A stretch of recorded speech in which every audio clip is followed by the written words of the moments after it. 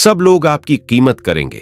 जैसा आप करोगे वैसा वैसा आसपास के लोग करते जाएंगे। बस इस रहस्य को समझ लो, जो कि गौतम बुद्ध ने कई सालों पहले अपने शिष्यों को बताया था। हम आज के इस वीडियो में मन को कैसे नियंत्रित करें और मन क्या है इसके बारे में भी जानेंगे। हम अंत में आपको गौतम बुद्ध की एक रहस्यमय कहानी को सुनाएंगे। उससे पहले हम आपको खुद की कीमत कैसे बढ़ाए उसके बारे में 15 सुझाव देंगे। तो चलिए आज की वीडियो की शुरुआत करते हैं। कुछ लोग हमेशा सोचते रहते हैं कि लोगों के बीच अपनी वैल्यू कैसे बढ़ाएं, क्योंकि उन्हें हमेशा लगता है कि कोई भी उन्हें सीरियसली नहीं सुनता और उनकी इज्जत नहीं करता। तो हम आपको बताएंगे कि समाज में अपनी इज्जत कैसे बढ़ाएं। इस वीडियो को देखने के बाद आपको किसी से पूछने की जरूरत ही नहीं पड़ेगी कि लोगों के बीच खुद की इज्जत कैसे बढ़ाएं। वो कहते हैं ना कि इज्जत गंवाने में सिर्फ कुछ घंटे लगते हैं, लेकिन इज्जत बनाने में काफी समय लग जाता है। ये समय महीनों में भी हो सकता है और सालों में भी। जिस व्यक्ति को समाज में इज्जत नहीं मिलती वह हमेशा अप्रसन्न रहता है और मानसिक रूप से कमजोर भी होता जाता है। इसलिए इस बात का पता होना बहुत ही जरूरी है कि सोसाइटी में अपनी वैल्यू कैसे बढ़ाएं, ताकि आप खुद में सुधार करके ऐसा करने में कामयाब हो पाएं। कुछ लोग वैसे तो अच्छे खासे होते हैं, लेकिन उन्हें अपने खुद के महत्व का पता ही नहीं होता। अगर वो खुद में थोड़ा सा भी सुधार कर लें तो उनकी वैल्यू काफी ज्यादा बढ़ सकती है। लेकिन वो कुछ जरूरी बातों को इग्नोर करते हैं, जिस वजह से इतना सम्मान हासिल नहीं कर पाते। यहाँ हम आपको स्वयं की वैल्यू बढ़ाने के जो उपाय बताएंगे, उन्हें मानकर एक ऐसा आदमी भी अपनी खास इज्जत बना सकता है जिसमें फिलहाल कोई भी खूबी ना हो। किसी भी व्यक्ति को अगर सम्मान न मिले तो वह हीन भावना का शिकार हो सकता है। लेकिन जैसा कि हमने आपको बताया, इज्जत कमाने में समय लगता है। सिर्फ ये सोचने से कुछ नहीं होगा कि सोसाइटी में अपनी इज्जत कैसे बढ़ाए। आपको इसके लिए समर्पित होना पड़ेगा। चलिए जानते हैं कि अपनी खुद की वैल्यू बढ़ाने के लिए क्या करें। पहला उपाय, अपनी पर्सनैलिटी डेवलप करें। बेढंग तरीके से रहने वाले व्यक्ति को लोग कभी भी इतनी इज्जत नहीं देते। जो लोग साफ सुथरे और फिट रहते हैं उन्हें लोग अलग ही नजरिए से देखते हैं। इसलिए सबसे पहले अपने व्यक्तित्व में सुधार लाने की कोशिश करें। अच्छी पर्सनैलिटी कैसे बनाएं? हमेशा नहाए धोए रहें, अच्छे कपड़े पहनें और अपनी दाढ़ी व बालों को सेट करके रखें। सबसे पहली चीज आपका दिखावा ही होता है। आप चाहे कितने ही ज्ञानी क्यों ना हो, अगर ढंग से साफ सुथरे नहीं रहते तो लोग आपको इग्नोर करना ही बेहतर समझते हैं। इसलिए कोई आपकी इज्जत नहीं करता। तो चलिए बढ़ाते हैं हमारे दूसरे उपाय की तरफ। दूसरा उपाय, किसी से डरे नहीं। अगर आप सोच रहे हैं कि लोगों के बीच अपनी इज्जत कैसे बढ़ाए, तो आज से ही डरना छोड़ दें। आपको भगवान श्री कृष्णा की उस बात पर ध्यान देना होगा जब उन्होंने कहा था कि कोई आपको मार नहीं सकता, कोई आपका कुछ बिगाड़ नहीं सकता। बस आप कोई गलत कार्य ना करें। अपने अंदर के डर को कैसे दूर भगाए, आपको भी ठीक ऐसा ही करना है। आपको समाज को दिखाना है कि आपके अंदर किसी चीज को लेकर खौफ नहीं है। आप सत्य और न्याय के लिए हमेशा सच बोलने को तैयार हैं। खुद को मजबूत दिखाओगे तो अपने आप को ज्यादा सम्मान दिलवा पाओगे। निडर लोगों का लोग खुद सम्मान करते हैं।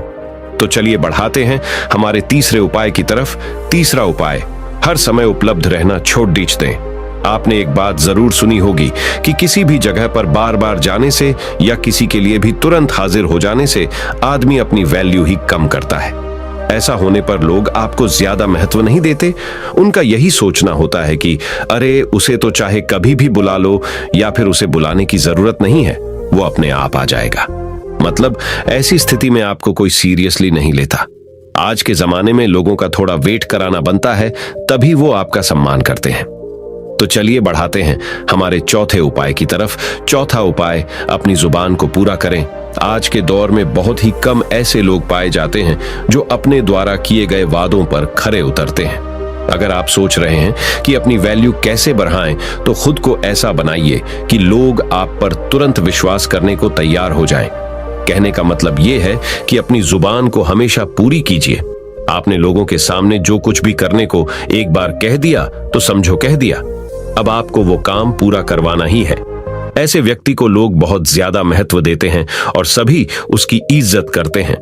तो चलिए बढ़ाते हैं हमारे पांचवें उपाय की तरफ। 5वां उपाय, सामाजिक कार्यों में बढ़ चढ़ कर हिस्सा लें। गांव या शहर के सभी लोग आपको कब पहचानते हैं?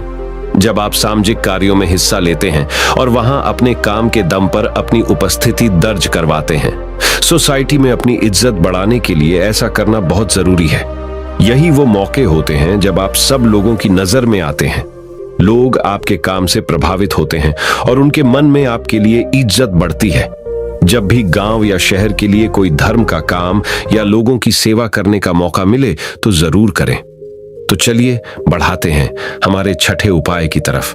छठा उपाय, समय का सदुपयोग करें। अगर आप जानना चाहते हैं कि अपनी एक अलग शानदार रेपुटेशन कैसे बनाएं, तो समय को खराब करना छोड़ TDH दें। हमने बहुत से ऐसे लोगों को देखा है जो अपने जीवन को इतने अनुशासन के साथ जीते हैं कि उनकी बराबरी करना मुश्किल है। यकीन मानिए, हर व्यक्ति ऐसे आदमी की इज्जत करता है।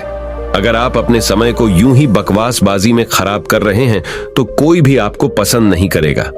सब आपके बारे में ताने ही मारेंगे। इसलिए खाली समय में भी कोई ऐसा काम करें जिससे आपको नहीं तो कम से कम किसी दूसरे को लाभ हो।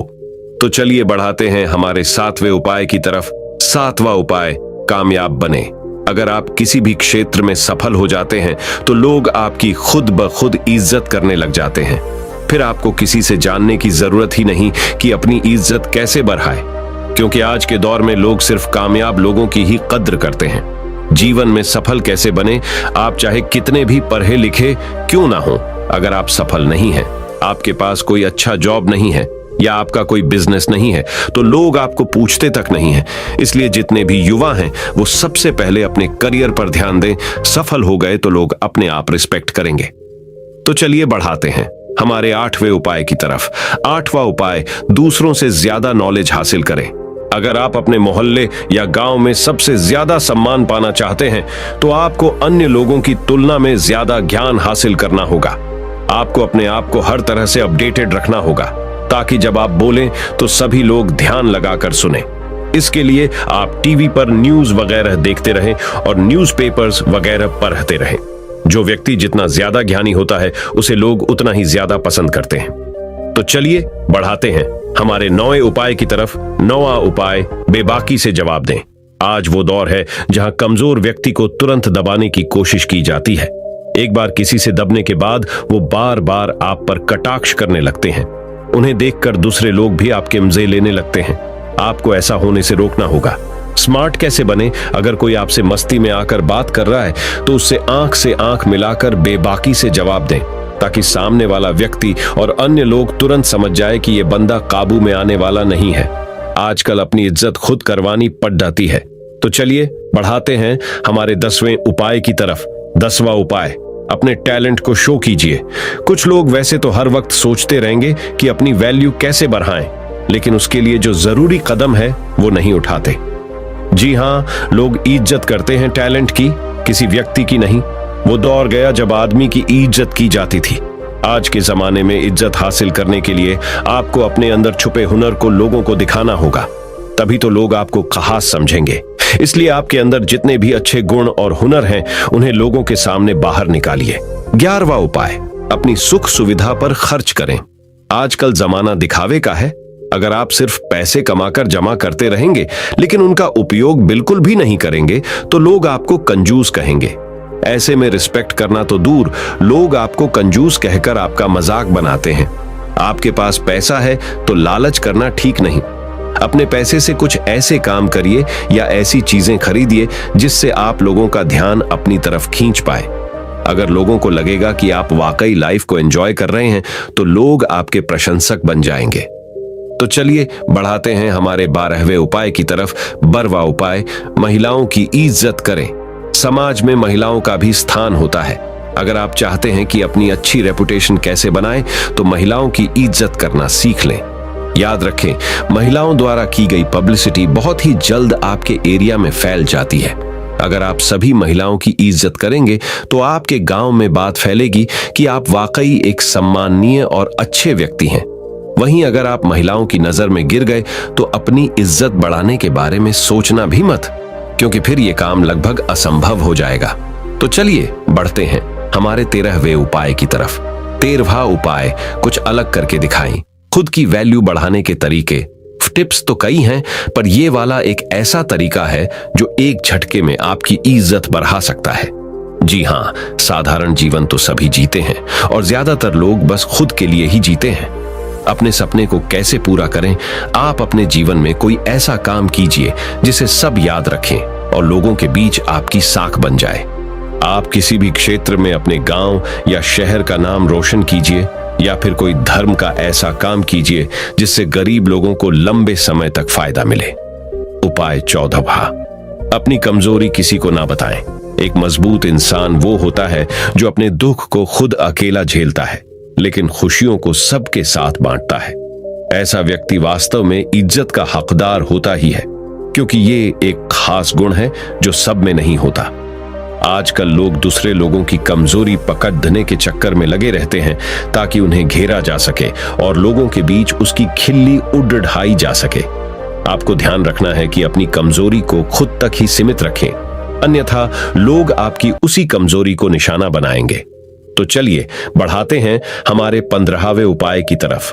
उपाय 15वां, सबके साथ प्यार से रहें। इज्जत उसी व्यक्ति की होती है जो खुद दूसरों को इज्जत देता है। अगर आप सबके साथ लड़ ढाई झगड़ा करते रहेंगे तो समाज में आपकी छवि खराब होगी और कोई भी आपका सम्मान नहीं करेगा। अच्छा व्यवहार एक बहुत बड़ी चीज होती है जो अनपढ़ और गरीब व्यक्ति को भी इज्जत दिलवा देता है। चाहे कोई छोटा हो या बड़ा, सबके साथ प्रेम के साथ बात करें। उनके साथ जब भी समय बिताएं, हंसते मुस्कुराते रहें। इस तरह से हर व्यक्ति आपके व्यवहार से प्रभावित होकर आपकी इज्जत करेगा। इस तरह से यदि आप वीडियो में बताई गई बातों पर अमल करते हैं तो निश्चित ही लोग आपकी इज्जत करना शुरू कर देंगे। आप लोगों की नजर में एक अलग ही व्यक्ति होंगे और आपकी छवि उन्हें आपकी इज्जत करने को मजबूर कर देगी। तो मैंने तो आपको अपनी इज्जत को कैसे बढ़ाए यह तो बता दिया। अब हम गौतम बुद्ध की एक रहस्यमयी कहानी से जानेंगे कि अपने मन को कैसे समझे और उसे पर विजय पाने के लिए कौन सी विधि का पालन करें। तो चलिए कहानी की शुरुआत करते हैं। दोस्तों, एक बार एक व्यक्ति बुद्ध के पास आता है और उनसे पूछता है कि बुद्ध, अपने मन को काबू में करने और उसे समझने का पहला चरण क्या है और इसके लिए हम कहां से शुरुआत करें कि हमारा मन हमारे वश में आ जाए। बुद्ध मुस्कुराते हैं और उसका उत्तर देते कि अपने मन को समझने का पहला चरण है इसके द्वारा दिए गए लालचों की व्यर्थता को देख लेना। जिस इंसान ने अपने मन के द्वारा दिए गए लालचों की व्यर्थता को देख लिया, उसने इससे मुक्त होना शुरू कर दिया। और उसके बाद वह व्यक्ति बुद्ध से पूछता है कि हमारा मन जो हमें लालच देता है उसके व्यर्थता को कैसे देखा जाए। बुद्ध कहते हैं, अपने अनुभव से। मनुष्य जिस भी गलत कार्य को अति में करता है उससे उसे दुख मिलता है और यही दुख उसका अनुभव है और यही अनुभव उसके रूपांतरण का कारण बन सकता है। जिसने देख लिया और वास्तव में देख लिया कि नशा करना केवल दुख है, उसने नशे से मुक्त होना शुरू कर दिया। जिसने देख लिया कि ईर्ष्या केवल खुद को जलाती है और वास्तव में देख लिया, उसने ईर्ष्या से मुक्त होना शुरू कर दिया। तुम्हारा ये देख लेना कि मन लालच तो हमेशा तुम्हें तृप्ति का देता है, लेकिन लगता यह तुम्हें सदैव अतृप्त है और यही अपने मन को समझने का पहला चरण है। कहानी को आगे बढ़ाने से पहले आपको इस एक प्रश्न को समझना आवश्यक है और वो प्रश्न है कि आप अपने मन को वश में करना क्यों चाहते हैं। क्योंकि आपने यह अनुभव कर रखा है कि आपका मन आपको दुख देता है, पर क्योंकि आपको आपके मन के लालच बहुत बड़े सुहावने लगते हैं, इसीलिए आप इन लालचों के पीछे छुपे हुए दुखों को नहीं देख पाते। सिर्फ अपने दुखों को देख लेने से आपका मन आपके वश में नहीं हो जाएगा। उसके लिए आपको दूसरा चरण क्या है यह समझना होगा। वह व्यक्ति बुद्ध से पूछता है कि बुद्ध, यदि कोई व्यक्ति यह जानता है कि उसके मन के लालचों के कारण उसके जीवन में दुख है, तो क्या इसका अर्थ यह है कि वो व्यक्ति पहले चरण पर है? और यदि वह व्यक्ति पहले चरण पर है तो दूसरे चरण पर कैसे जाएगा? बुद्ध कहते हैं कि उस व्यक्ति को खोज पर निकलना होगा, किसी ऐसे व्यक्ति की खोज पर जो अपने मन से मुक्त हो चुका है और जिसने अपने मन को जान लिया है, क्योंकि तुम्हारा मार्गदर्शन वही कर सकता है जो उस जगह पर पहुंचा हुआ है और जहां तुम जाना चाहते हो। दोस्तों, यहां पर एक बात समझनी आवश्यक है कि खोज पर निकलने का अर्थ यह नहीं है कि आप सन्यासी बन जाएं, बल्कि खोज पर निकलने का अर्थ यह है कि कोई ऐसा व्यक्ति खोजना जो आपका मार्गदर्शन कर सके। अब यहां पर प्रश्न यह उठता है कि ऐसे व्यक्ति को कहां पर खोजें? क्योंकि आस पड़ोस में तो सभी लोग अशांत भरे पड़े हुए हैं। मैं और आप इस इंटरनेट के बदौलत ही जुड़े हुए हैं। अगर इंटरनेट नहीं होता तो क्या आप मेरे इस वीडियो को देख पाते? नहीं ना। दोस्तों, तो चलिए कहानी में वापस लौटते हैं और अच्छे से जानते हैं कि अपने मन को समझने का दूसरा चरण क्या है। वह व्यक्ति बद्ध से पूछता है कि उस व्यक्ति की पहचान क्या है, जिसने अपने मन को समझ लिया है और जिसने खुद को जान लिया हुआ है, क्योंकि हर व्यक्ति यह दावा करता है कि वह ज्ञानी और बुद्धिमान है। लेकिन वास्तव में ज्ञानी कौन है, वह कैसे पता लगेगा? बुद्ध कहते हैं कि यही तीसरा चरण है, और वो चरण है सुनकर। सुनना ही अपने मन को समझने का तीसरा चरण है। उसके बाद वह व्यक्ति बुद्ध से पूछता है कि क्या देखकर यह पता नहीं किया जा सकता, क्योंकि आपको देखकर ही पता लगता है कि आप एक महात्मा हैं। बुद्ध कहते हैं कि देखने में तो कोई व्यक्ति बहुत शांत लग सकता है, लेकिन भीतर से वह क्या है, ये उसके शब्द ही बता सकते हैं। लेकिन ध्यान रहे कि शब्दों पे भी विश्वास एकदम से नहीं कर लेना है। किसी भी बात पर विश्वास इसीलिए नहीं कर लेना है कि उसे मैंने कहा हुआ है या किसी महात्मा ने कहा हुआ है।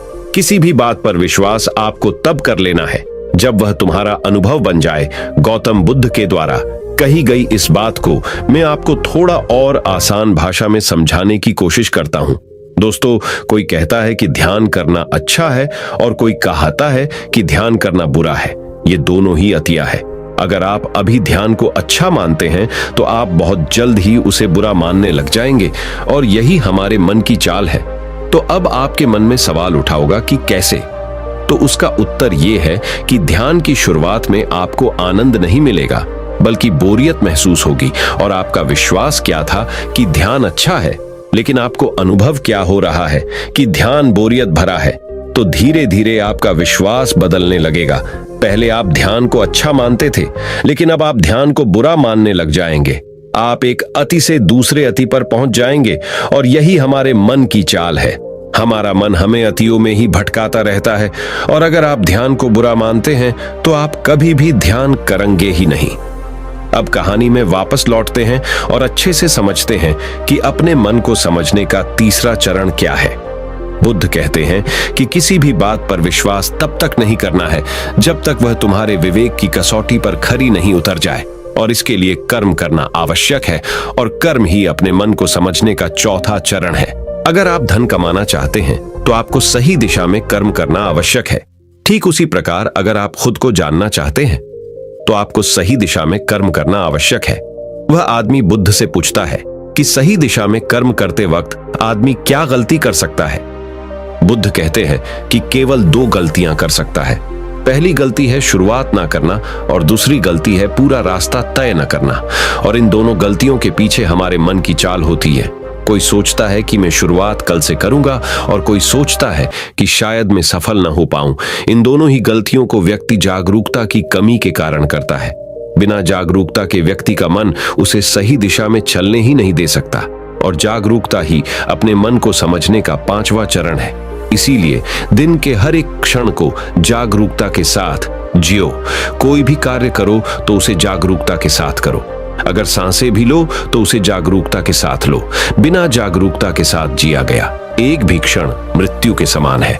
और ध्यान रहे कि जागरूकता बिना ध्यान के संभव नहीं है। वह व्यक्ति बुद्ध से पूछता है कि बुद्ध, अपने जागरूकता के स्तर को कैसे बढ़ाया जा सकता है। बुद्ध कहते हैं कि ध्यान के द्वारा, और ध्यान ही छठा चरण है। एक बार आप अपने मन को समझने के 6 चरणों को ध्यान से समझिए। अपने मन को समझने के 6 चरण कौन कौन से हैं? चलिए जानते हैं। पहला चरण, थोड़ी जागरूकता के साथ ये देख लेना कि ये मन ही दुख के बीज बोता है। दूसरा चरण, किसी ऐसे व्यक्ति को खोजना जो मन से मुक्ति पाने का मार्ग बता सके। तीसरा चरण, सुनना। चौथा चरण, सुने हुए को कार्य में लाना। पांचवा चरण, जागरूकता, जिससे आप मार्ग से भटके ना। छठा चरण, ध्यान। यदि सीधे शब्दों में कहा जाए तो ध्यान ही वह नाव है जिस पर बैठकर मन रूपी नदी को पार किया जा सकता है। लेकिन ध्यान तक पहुंचने के लिए शुरुआती 5 चरण बहुत आवश्यक है। अभी आप कौन से चरण पर हैं? हमें नीचे कमेंट बॉक्स में कमेंट करके जरूर बताएं, क्योंकि दोस्तों हर ज्ञानी इन 6 चरणों से गुजरता ही गुजरता है। दोस्तों, अब जानते हैं कि अपने मन को अपना सेवक कैसे बनाए, एक सच्ची कहानी से। तो चलिए कहानी को शुरू करते हैं। एक बार एक राज दरबार में एक कलाकार आता है। और इस कलाकार की खासियत ये थी कि जब भी यह कलाकार अपनी कलाकारी दिखाता तो ऐसा कोई भी व्यक्ति नहीं होता था जो इसके कलाकारी को देखकर हंसे ना। बड़े बड़े राजा महाराजा इस कलाकार की कलाकारी को देख हंसते हंसते लौट पौट हो जाते थे, लेकिन इस बार वह कलाकार एक गंभीर राजा के दरबार में था। इसीलिए लोगों को यह संदेह था कि कहीं वो इस बार असफल न हो जाए। वह कलाकार अपनी कलाकारी दिखानी शुरू करता है और वही होता है जो हर बार से होता आ रहा था। राजा का हंसते हंसते बुरा हाल हो जाता है। वह राजा उस कलाकार को कलाकारी देख इतना प्रसन्न होता है कि वो इस कलाकार को मुंह मांगा इनाम देने के लिए तैयार हो जाता है। हमें यह बात हमेशा याद रखनी चाहिए कि अधिक खुशी में लिए गए फैसले अक्सर गलत साबित होते हैं। राजा उस कलाकार से कहता है कि मांगो जो भी तुम मांगना चाहते हो, मैं तुम्हारी कलाकारी से बहुत प्रसन्न हूं। वह कलाकार कहता है कि क्षमा करे राजन, पर मैं जो भी मांगूंगा शायद आप वो दे न पाए। राजा अपने आसन से खड़ा होता है और कहता है कि अब तुम मेरी प्रसन्नता को क्रोध में बदल रहे हो। क्या तुम्हें मेरी द्वारा कही गई बात पर संदेह है? अब राजा अपने अहंकार को बीच में ले आता है और जहां भी अहंकार बीच में आ जाता है वहां काम बिगड़ना निश्चित है। फिर वो कलाकार राजा से कहता है कि नहीं नहीं राजन, मुझे क्षमा करें, मेरे बोलने का मतलब ये नहीं था, बल्कि मैं तो बस ये कहना चाहता था कि आप इस बात को फिर से एक बार दोहरा दें। फिर उसके बाद राजा कहता है कि मैं तुझे वचन देता हूं कि जो भी तू हद में रहकर मांगेगा वह तुझे जरूर मिलेगा। उसके बाद वह कलाकार कहता है कि तो ठीक है, आप मुझे 24 घंटों के लिए आपके राज्य का राजा बना दीजिए। उस कलाकार की बात सुन राजा मन ही मन सोचता है कि अच्छा है, मैंने इसे हृदय में रहकर मांगने को कहा था, वरना ये तो हमेशा के लिए राजा बनता। वैसे तो 24 घंटे कोई बड़ी बात नहीं है। और उसके बाद राजा सोच समझकर उस कलाकार से कहता है कि ठीक है, अगले 24 घंटे के लिए मैं तुम्हें राजा घोषित करता हूं। राजा बनने के 1 घंटे के अंदर ही वह कलाकार जो कि अब राजा बन चुका था, वह पुराने राजा को फांसी पे चढ़ा देता है और दूसरे घंटे में वह पुराने राजा के सभी भरोसे मंद लोगों को हटाकर अपने भरोसे मंद लोगों को रख लेता है। आप में से बहुत सारे लोग उस राजा को मूर्ख समझ रहे होंगे, परंतु मैं आपको बताना चाहता हूं कि वह राजा कोई और नहीं बल्कि आप है और वह कलाकार आपका मन है। आपका मन आपको थोड़ी सी खुशी क्या दे देता है कि आप उसके पीछे पीछे हो लेते हैं। जो वही कहता है वही आप करते हैं और बाद में आपके हाथ में केवल पछतावा ही लग जाता है। किसी भी चीज का मजा लेना समस्या नहीं है, बल्कि इस मजे में ही डूबकर अपनी सूध बूध खो देना समस्या है। अब दूसरे प्रश्न का उत्तर समझिए, हम अपने मन को काबू में कैसे करें, अपने मन को कैसे नियंत्रित करें। दोस्तों, हमारा मन हमसे सिर्फ बुरे काम ही नहीं करवाता, बल्कि यह आपसे अच्छे काम भी करवाता है। मैं आपको एक उदाहरण देकर समझाता हूं। जब आप ईर्ष्या का सहारा लेते हैं तब आपका मन बुरे काम करता है, और जब आप क्रोध का सहारा लेते हैं तब आपका मन बुरे काम करता है। जब आप मोह, अहंकार और लालच जैसे बुरी चीजों का सहारा लेते हैं तब आपका मन आपसे बुरे काम करवाता है, और जब आप प्रेम, दया और कुतजता जैसी अच्छी भावनाओं का सहारा लेते हैं तब आपका मन अच्छे काम करता है। इसलिए समस्या मन नहीं है, बल्कि मन का इस्तेमाल किस तरह से किया जा रहा है। यह समस्या है गौतम बुद्ध ने जागरूकता को इतना महत्वपूर्ण इसलिए बताया हुआ है क्योंकि जागरूकता के द्वारा ही अपने मन को नियंत्रित कर सकते हैं। मन को नियंत्रित करने का मतलब यह नहीं है कि आपके मन में नेगेटिव विचार आने ही बंद हो जाए। मन को नियंत्रित करने का सही मतलब यह है कि आपका कोई भी विचार आपको विचलित ना कर पाए। विचलित होने का अर्थ सिर्फ परेशान होना नहीं है, बल्कि खुश होना भी होता है। बहुत ज्यादा खुश होना समस्या नहीं है, परंतु उस खुशी में कोई निर्णय लेना समस्या है। उदाहरण, किसी से कोई वादा कर देना। ठीक उसी प्रकार बहुत ज्यादा दुख होना समस्या नहीं है, बल्कि इस दुख के कारण कोई निर्णय लेना समस्या है। उदाहरण, आत्महत्या करना। अगर आप बड़े जागरूकता के साथ ये देख पाए कि सुख और दुख इन दोनों की अति में कोई भी निर्णय लेना दुख और पीड़ा को जन्म देता है, तो आप आंख बंद करके सुख के पीछे नहीं भागेंगे, और अगर आप सुख के पीछे नहीं भागेंगे तो दुख आपके पीछे नहीं भागेगा, क्योंकि ज्यादातर लोग जिसे सुख समझते हैं वह दुख की परछाई है। अब लोग इस बात का यह अर्थ निकाल लेंगे कि हमें सुख का आनंद नहीं लेना चाहिए, जबकि यह निष्कर्ष बिल्कुल गलत है। अगर आप सुख और दुख इन दोनों की अति में कोई निष्कर्ष नहीं निकालते हैं तो आप वही रहते हैं जहां आपको रहना चाहिए, मध्य बिंदु पर। जिसकी बात हर बार बुद्ध कहते हैं। मैं आपको मन के बारे में एक खास बात बताता हूं। आपको ऐसा कब लगता है कि आपको अपने मन को वश में करना चाहिए? मैं आपको बताता हूं, जब आप वो काम कर रहे होते हैं जो काम करना आपके लिए सही नहीं होता है, तब आपको महसूस होता है कि आपको अपने मन को अपने वश में करना चाहिए, मगर आप वो काम फिर भी करे जाते हैं क्योंकि आपको उस काम को करने में मजा आता है। उदाहरण के लिए चुगली करना। आपको पता है कि चुगली करने से आपको कुछ भी फायदा नहीं होगा, फिर भी आप चुगली करते हैं क्योंकि चुगली करने में शुरुआत में मजा आता है, परंतु धीरे धीरे ही आपको पता चलता है कि आप अपने ही नजरों में छोटे बन गए हो। दोस्तों, गौतम बुद्ध के द्वारा दिया गया यह सूत्र मैं आपको आज बताता हूं, जो आपकी जिंदगी बदल सकता है। और वो सूत्र है, जिन कामों को करने में शुरुआती बहुत मजा आए तो वह काम आपके लिए हानिकारक है। उदाहरण के तौर पर फनी और गंदे वीडियो देखना, वेब सीरीज, जंक फूड खाना और सुबह देर से उठाना इत्यादि। और जिन कामों को शुरुआती में करने में कम मजा आता है या बोरियत महसूस होती है, वो काम आपका जीवन बदल सकता है। उदाहरण के लिए किताबें पढ़ना, व्यायाम करना, सुबह जल्दी उठना, ध्यान करना और इंटरनेट का सही इस्तेमाल करना इत्यादि। हमें यह समझना चाहिए कि हमारा मन केवल बुरे कामों में ही नहीं लगता, क्योंकि बुरे काम करते वक्त शुरुआती में ही मजा होता है, और अच्छे कामों में यह देर से लगता है, क्योंकि अच्छे कामों में मजा देर से मिलता है। इसलिए मजे के पीछे न भागें, बल्कि सही काम के पीछे भागें। सफलता आपको निश्चित मिलेगी। दोस्तों, अब मैं आपको अपने मन को कंट्रोल करने का प्रैक्टिकल तरीका क्या है ये बताने वाला हूं, इसीलिए वीडियो को ध्यान से अंत तक अवश्य देखिए। दिमाग को कंट्रोल कैसे करें, जानिए मन को कंट्रोल करने का प्रैक्टिकल तरीका।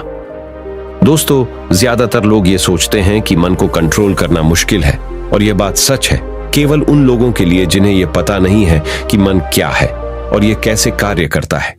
जो लोग जानते हैं कि मन क्या है और यह कैसे कार्य करता है, उनके लिए अपने मन को कैसे नियंत्रित करना आसान है। तो आइए सबसे पहले यह समझते हैं कि मन क्या है और यह कैसे कार्य करता है। मन क्या है और यह कैसे कार्य करता है? हमारा मन दो हिस्सों में बटा हुआ है, पहला चेतन मन और दूसरा अवचेतन मन। चेतन मन को हम सब बुद्धि के नाम से जानते हैं। ये हमारे भीतर एक फिल्टर की तरह काम करता है। जो भी जानकारी हमारे अंदर जाती है उसे यह जांचता और परखता है। चेतन मन के पास तर्क करने की क्षमता है और यह सही और गलत के बीच चुनाव कर सकता है, परंतु अवचेतन मन ऐसा नहीं है, उसका कार्य अलग है। हमारे अवचेतन मन सही और गलत के बीच चुनाव नहीं कर सकता है। जो भी जानकारी चेतन मन सही मानकर अवचेतन मन में भेज देता है, वह उसका विरोध नहीं करता है, चाहे वह जानकारी गलत ही क्यों ना हो। एक उदाहरण देकर समझाता हूं। मान लीजिए कोई व्यक्ति आपको कमजोर कहता है, मगर आप कमजोर नहीं हैं, तो आपका चेतन मन उस व्यक्ति की बातों का विरोध करेगा। मगर जब वह व्यक्ति उसी बात को आपसे बार बार कहेगा और उसी के साथ ही अन्य लोग भी उसी बात को बार बार कहेंगे, तो आपका चेतन मन इस बात को सच मान लेगा और आपके अवचेतन मन में भेज देगा। और अवचेतन मन का काम है जो बात उसके भीतर चली गई है उसे सच साबित करना।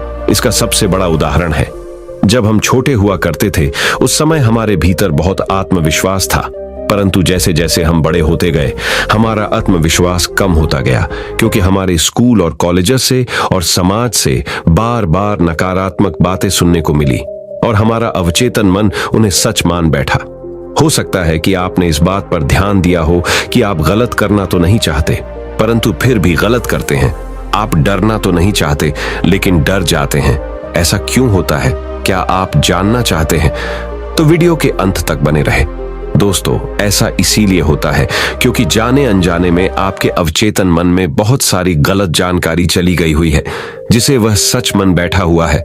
तो अब प्रश्न यह उठता है कि इसका समाधान क्या है, क्योंकि बहुत सारी गलत जानकारी हमारे भीतर जा चुकी है और हमारा आत्मविश्वास कम हो चुका है। अब आप इसका समाधान समझिए। अब तक आपने ये समझा कि मन क्या है और ये कैसे काम करता है। अगर एक लाइन में कहूं कि मन क्या है, तो हमारा मन जानकारी का एक ढेर है जो जाने अनजाने में हमारे भीतर चली गई हुई है। अब हमें सबसे पहले यह समझना होगा कि चेतन मन जानकारी लेता कहां से है, वे कौन से द्वार है जहां से जानकारी भीतर प्रवेश करती है। अपने मन को कंट्रोल करने के उपाय और समाधान हमारे अंदर जानकारी जाने के 5 द्वार है, और वो है आंख, कान, नाक, जीभ और त्वचा। इन्हें हम 5 इंद्रियों से भी जानते हैं। बहुत सारी गलत जानकारी हमारे भीतर जाने के कारण हमारा मन हमारे वश में नहीं है। अगर हम अपने मन को अपने वश में करना चाहते हैं तो हमें बहुत सारी सही जानकारी इस मन को देनी होगी। कम से कम उतनी सही जानकारी जितनी गलत जानकारी हमारे भीतर पहले से पड़ी हुई है। सही जानकारी और गलत जानकारी के बीच का अंतर समझिए। सही जानकारी वो है जो आपको आपके लक्ष्य की तरफ ले जाए और गलत जानकारी वो है जो आपको आपके लक्ष्य से भटकाए। उदाहरण से समझिए कि एक सन्यासी का लक्ष्य आत्मज्ञान है और आत्मज्ञान के लिए ध्यान करना आवश्यक है। अगर कोई चीज उसे ध्यान करने से रोकती है तो वह उसके लिए एक गलत जानकारी है। एक और उदाहरण देकर समझाता हूं। मान लीजिए कि आपको एक गायक बनना है, तो गायक बनने के लिए रियाज करना बहुत जरूरी है। अगर कोई चीज आपको रियाज करने से रोक रही है तो वह आपके लिए एक गलत जानकारी है। तो अपने मन को कंट्रोल करने के लिए आपके पास एक लक्ष्य का होना बहुत जरूरी है, क्योंकि अगर आप अपने मन को कहीं पर जाने से रोक दोगे तो उसे कहीं पर तो भेजना भी तो पड़ेगा। अगर आपके पास लक्ष्य है तो आपको सबसे पहले क्या करना है, ये ध्यान से समझ लीजिए। सबसे पहले इस चिंता को छोड़ दीजिए कि कितनी गलत जानकारी आपके भीतर जा चुकी है। आपको बस इतना करना है कि आपके 5 द्वारों पर, यानी कि जहां से जानकारी भीतर प्रवेश करती है, वहां पर जागरूकता का पहरा लगा देना है। कोई भी जानकारी आपके भीतर अनजाने में प्रवेश ना करे। पहरा लगते ही आपको बैलेंस में झूठ जाना है। अब आप ये सोच रहे होंगे कि बैलेंस किस चीज का? बैलेंस आपको नकारात्मकता और सकारात्मकता के बीच में करना है। नकारात्मकता आपके भीतर पहले से ही मौजूद है, अब बस आपको सकारात्मकता को भरनी है।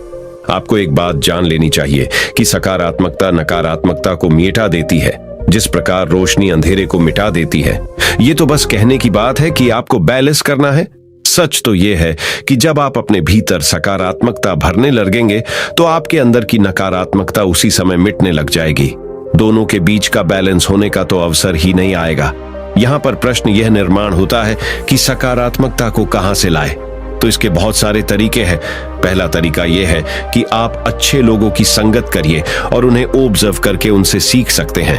अब ये सही लोग आपके पास हो सकते हैं या नहीं भी, आप इंटरनेट, बुक्स और वीडियोस के द्वारा इनकी संगत कर सकते हैं। उदाहरण के लिए अगर आप बुद्ध की संगत करना चाहते हैं तो आप उनके ऊपर लिखी हुई किताबों को पढ़कर और ऑडियो टेप सुनकर उन्हें समझ सकते हैं। ध्यान रहे, हमेशा ऐसी चीजें पढ़े, सुने और देखे जो आपकी लक्ष्य से जुड़ी हुई हो। जब आप लगातार अपने भीतर अपने लक्ष्य से जुड़ी अच्छी जानकारी भेजते हैं तो आपके अंदर की नकारात्मक जानकारी को धोकर साफ करती है। अभी हमारा मन गलत जानकारी में उलझा हुआ है जो अनजाने में हमारे भीतर चली गई हुई है, जिसके कारण हम अक्सर कहते हैं कि हमारा मन हमारे वश में नहीं है और हमारा मन किसी भी काम में नहीं लगता है। हमें यह समझना चाहिए कि मन हमारा है, हम मन के नहीं है। वही सुनो जो आपके लक्ष्य से जुड़ा हुआ है, वही देखो जो आपके लक्ष्य से जुड़ा हुआ है, और वही पढ़ो जो आपके लक्ष्य से जुड़ा हुआ है, वही करो जो आपके लक्ष्य से जुड़ा हुआ है। मैं आपको एक उदाहरण देकर समझाता हूं।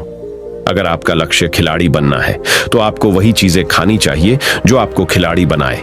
मन पर नियंत्रण रखने के लिए इंद्रियों पर संयम आवश्यक है और संयम के लिए अनुशासन आवश्यक है और अनुशासन के लिए एक सही निर्णय आवश्यक है जो आपको अभी लेना है। तो दोस्तों, उम्मीद करता हूं कि खुद की कीमत कैसे बढ़ाएं, उनके टिप्स और अपने मन को कैसे नियंत्रित करें, इस पर गौतम बुद्ध की कहानी आपको पसंद आई होगी। तो इस वीडियो को जितना हो सके उतना अपने दोस्तों के साथ शेयर कीजिए और हमारे चैनल को सब्सक्राइब